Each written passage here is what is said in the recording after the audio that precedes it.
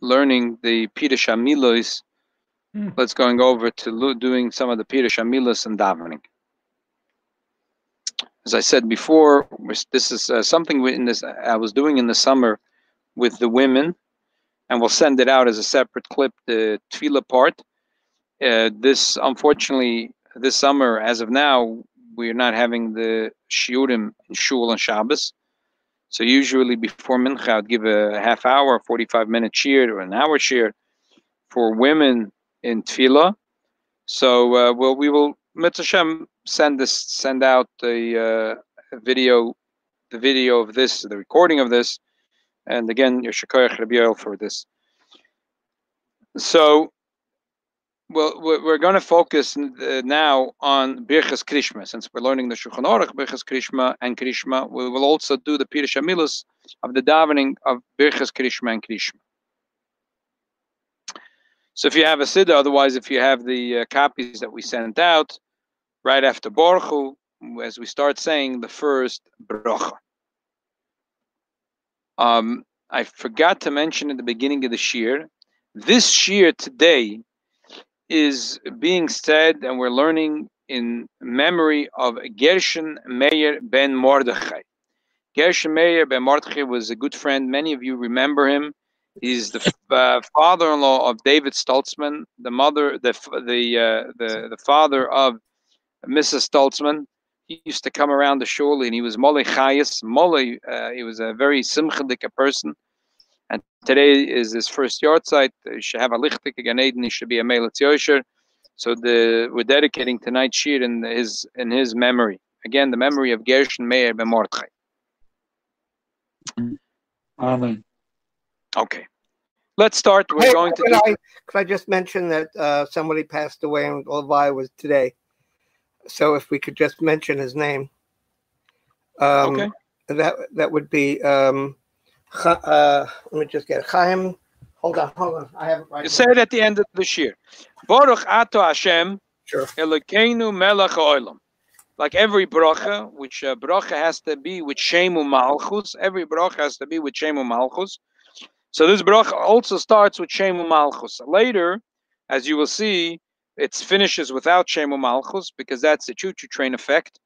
Since we already mentioned shema malchus, and this is bracha smucha l'chavata, so we don't have to mention it again. But every bracha has to start with saying that it's not enough to say that the Eibishter is Hashem Elokeinu, but we have to declare that it's not only Hashem Elokeinu, it's Melech Haolam. He's the king, and he runs the entire world b'hashgacha pratis in every moment.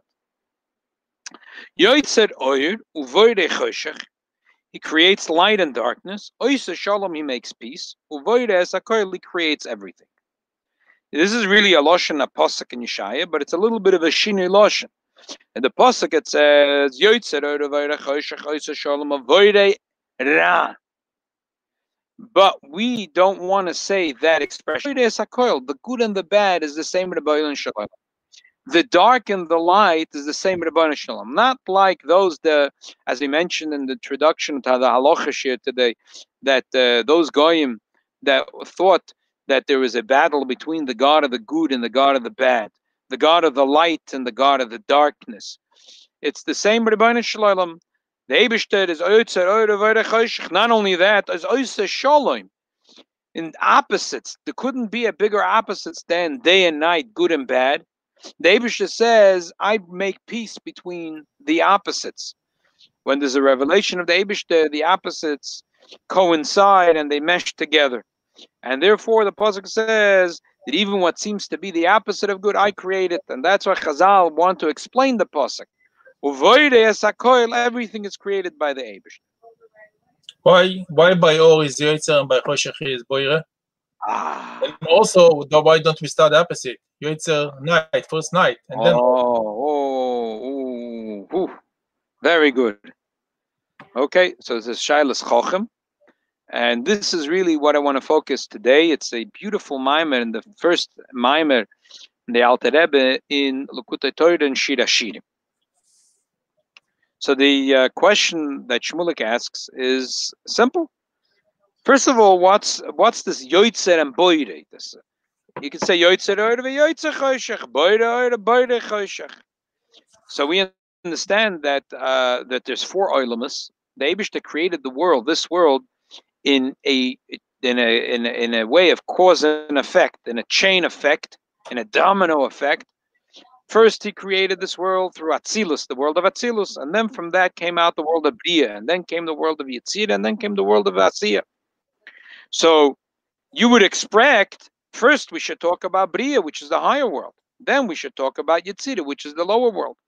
The higher world should be associated with oil, with light. The lower world should be dark. But everything here is Moshe Kapoyer. Everything is the other way around. I'm sorry I don't have the fancy blackboard and whiteboard, so we'll try to do it with the regular paper. And I see it's not really working. Okay, well, what can we do? Well, let's try again. Tzilus, Bria, then there is Yetzirah, and then the last world is Asiya.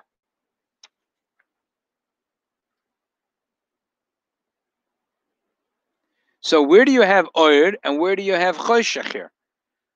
So it's remarkable that Bria, the higher world, is called Choshech, and the lower world is called Oyer. And also when we touch our tefillin, we say Yoitzer Oyer, when we touch the tefillin Shel Yad, Uboire Choshech, we touch the tefillin Shel Rosh, and then we kiss it. Why is it the other way around? Why is it that the holier tefillin, which is the Shel Rosh, is Choshech, and the tefillin Shel Yad is Oyer? There was a story, I actually once told the story. It's an unbelievable story. Story with the Alter Rebbe. The story is not negated to all the details, but just that I want to bring out a mashal here to understand what the Alter Rebbe is going to say. This was a story that the Alter Rebbe had a chassid. He was a malamed. At that time, as we know, the Alter Rebbe, the Baal Shem Tov, wanted that the Yidden should live on the soil. They should live on the land. The cities were too crowded.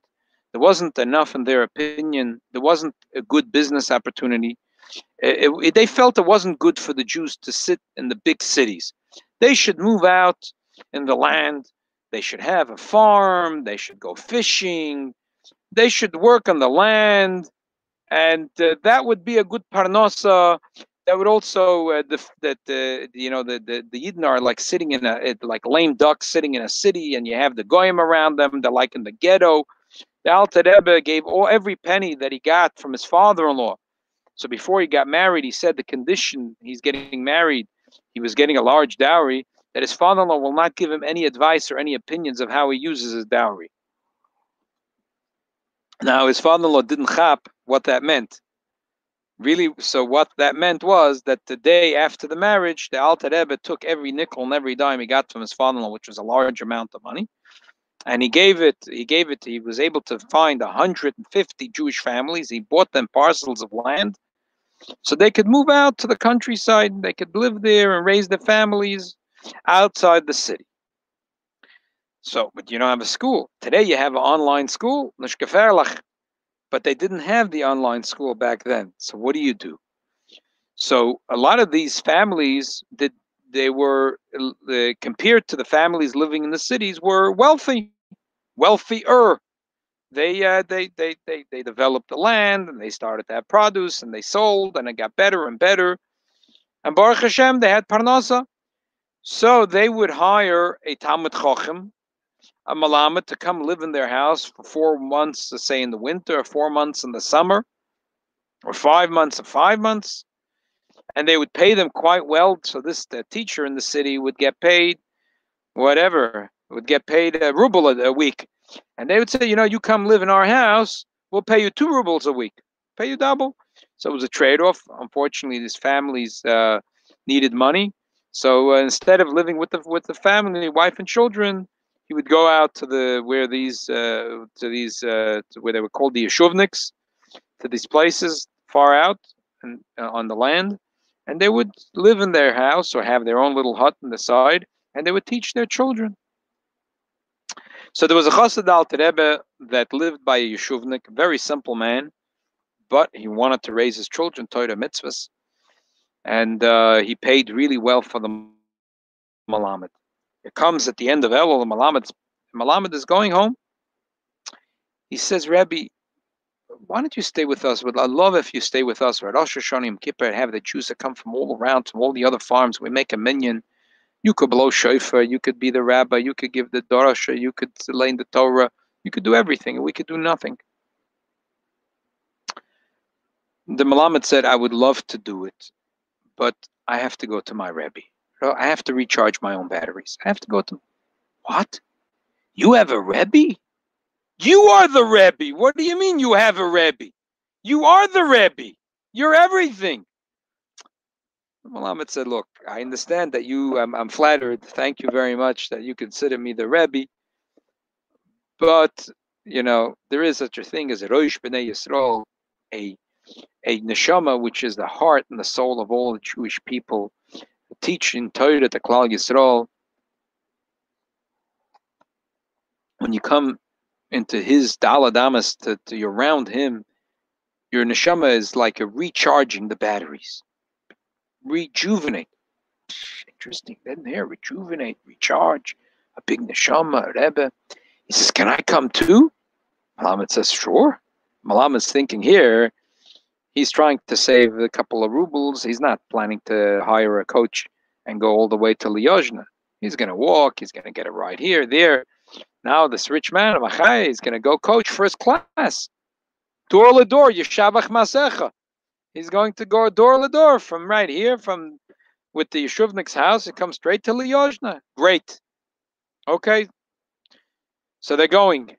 Come to Liozna, and the Chassidim are dancing, and it's a different I've never seen something like this. And this Malamed was a Yida Talmud Chochem, and people come over and say Shalom Aleichem, and they hug him and embrace him. And this guy is starting to feel uncomfortable. What's going on over here? And people are waiting in line. The other side, they're singing and dancing. What's going on? They say the people are waiting in line to meet the Alter. Okay, people on one line. He's also waiting in line. Who knows? Maybe they're giving the stimulus package. Maybe they're giving out checks now for $10,000 or so. Who knows? So he gets online. He doesn't know what's the line. He doesn't know what's going and what's coming. But he sees that the Malamed is ahead of him on the line.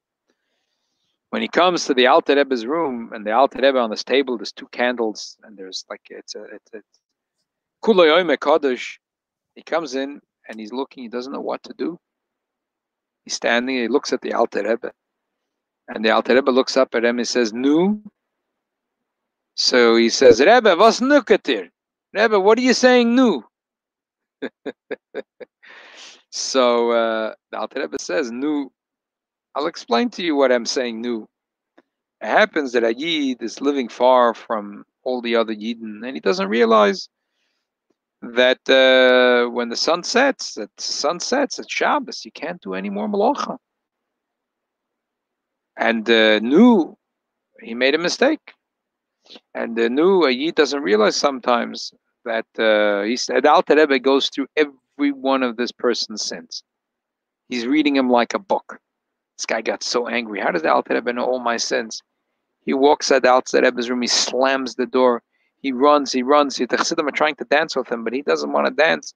The Mochla Yechidus, he's looking for his Malamed. He tells him, Malamed, you crazy? You came here. You schlepped me here, so you can go tell your Rebbe all the dirt. You gave him all the dirt on me. You're fired.